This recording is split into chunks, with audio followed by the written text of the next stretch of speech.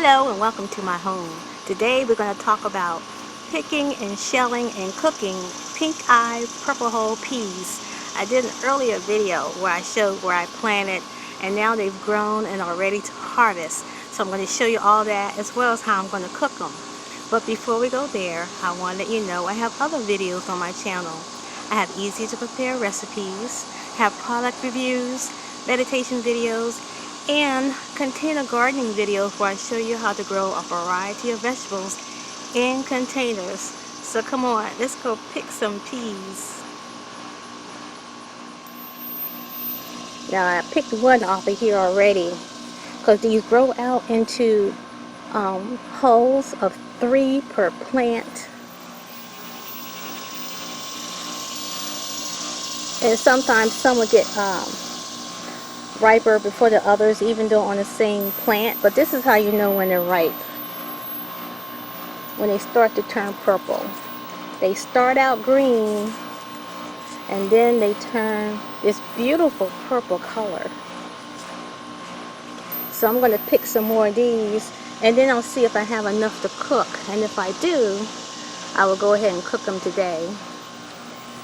Now one thing about these peas, they are a vine, and this one has chose to grow up on my tomato stake that actually I was using for my eggplant, but here they are sprouting out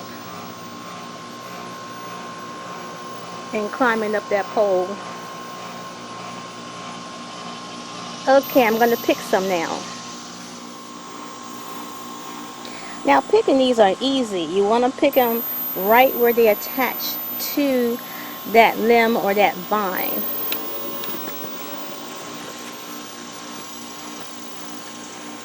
And you just pull it off just like that. Again, isn't that beautiful? Now I'm going to take you in closer where the rest of them are. I'm trying to get you a good shot. I may have to adjust you every so often, so bear with me.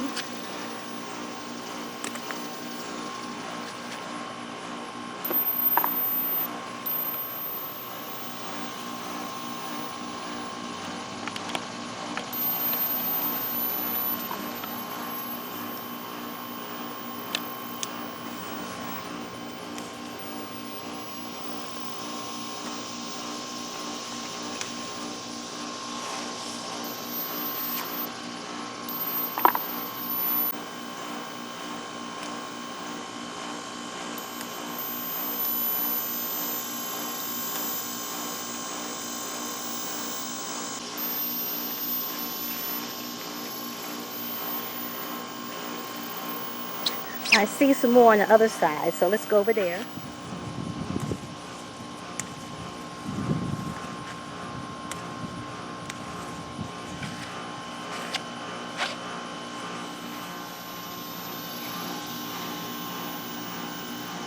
Okay, this is what I've picked so far, and I got a bunch of green ones still, and I'm going to pick these. I've already picked it. I'm going to shell these and put them with the other ones, and then I'll look to see if I really have enough to cook for the family. I may have to wait till a few more, but we'll see how many this gives me. To shell the peas is really easy. You're just going to see that seam going down there, little seam.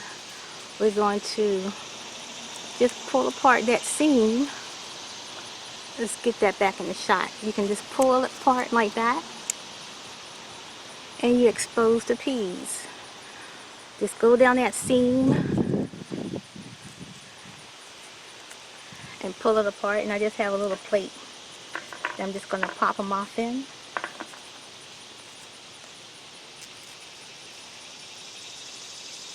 Actually, I can do this better without my gloves on. So excuse my hands, they are clean, but they're the gardener hands.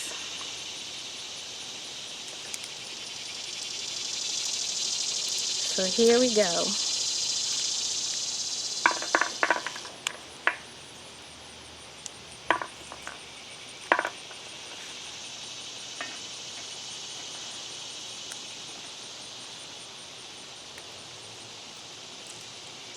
And sometimes you need to look for little wormholes because sometimes insects will eat into them. These don't look like they have any worms so far, but I think some of the pods I saw where something looked like something ate in it.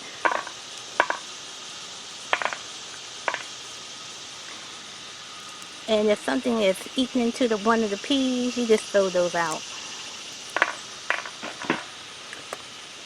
Let's see if I can find, I thought I saw something that looked like it had eaten in there. Nope, these are looking pretty good.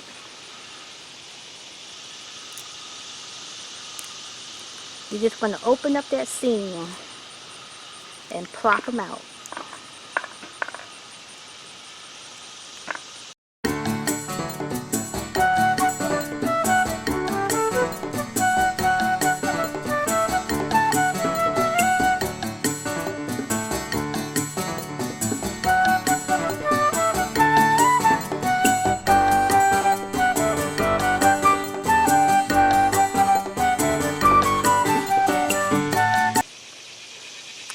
Okay, here's the last one.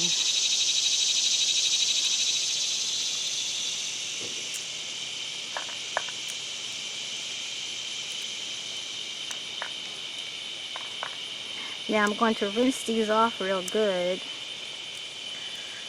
And I'm still debating, oops, one overboard. I'm still debating whether I should wait and harvest a few more. So, this is what I harvested previously. This is what I harvested just now.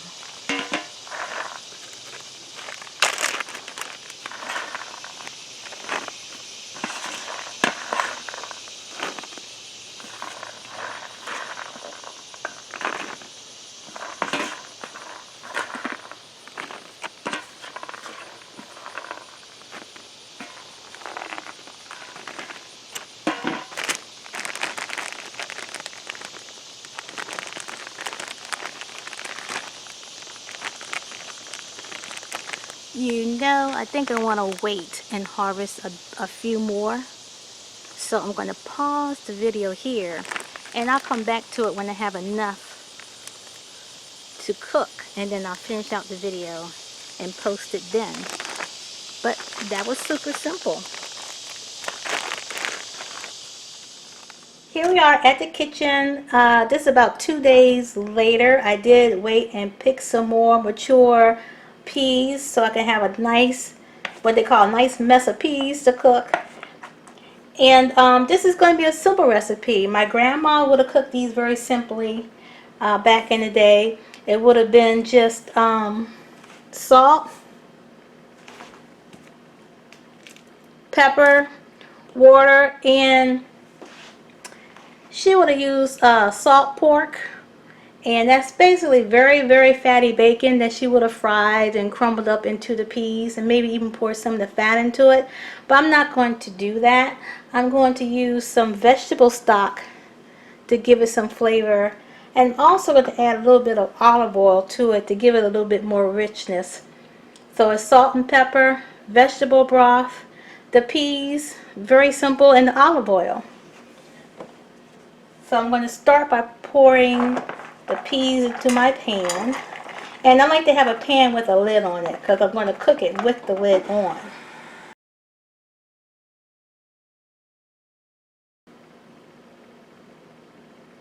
And there they are.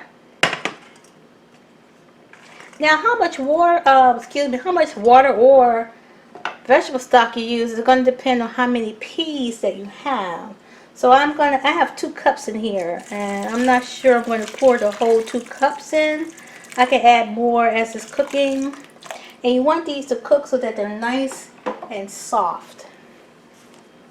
Now the vegetable broth does have some sodium in it, but I'm going to put about another tablespoon of salt, and I'll adjust that seasoning as we go. Put some black pepper in there. Again, just adjusting the seasoning as it cooks. A little drizzle of olive oil in there. And I'm going to bring it up to temperature. I'm going to bring it up to a soft boil, and then I'm going to put the lid on and let it cook until it's nice and soft. I mean, these peas, oh, I used to love these peas so much. My grandma used to cook them. It was yummy. And my mom used to cook them when we would go down to visit my grandparents. My grandmother would load us up with a lot of things down south that they were growing. Peas and okra and some greens. So I would really love these peas with some okra. You can also eat these peas with some nice cornbread, of course, or some biscuits. So I'm going to let that come up to a little soft boil. Okay, I got these up to a nice little soft boil. Now don't be alarmed. It's going to have sometimes, you know, this little kind of brownish type of, I'm going to call it substance that's being exuded from the peas. That's natural, so no need to freak out. It's going to be okay. And I'm going to put the lid on it and turn the heat back to a nice medium. On mine is about 3 or 4 since I have a numeric dial. And I'm going to let these cook until they're nice and tender. And this is not a soup. It's beans with a little bit of, I'm going to call it bean gravy. So there is some sauce in there, but it's not a soup. Now as you're cooking it, if you find that it's getting too dry, don't add cold water or cold broth to it because that will toughen the beans. You want to heat up that broth or that water, whichever one you're using. I just nuke it in the microwave for like, you know, 30-40 seconds to get it nice and warm, and then I'll add it to my beans. So the next time you see me, we're going to be looking at some nice cooked peas. Okay, here it is, all done. Yum, yum, yum. I tasted them already. They have a sweetness to these peas that is so delicious. It's soft. It's creamy. I'm going to serve up a plate. Now here she is, all served up with some nice cornbread, some sliced tomatoes. You can even cut you up a little bit of onion and put over there. Now I know that my grandma used to eat something called chow chow with it, which is a kind of a relish. Or she'd eat some of those little green hot peppers with it. So there you have it. Pinkeye Purple Hull Peas, cooked up and ready to go. I can't wait to eat. If you like that video, hit the thumbs up like button and consider subscribing to my channel and hit the notification bell so you'll know when I upload a new video. That's it for now. Bye bye.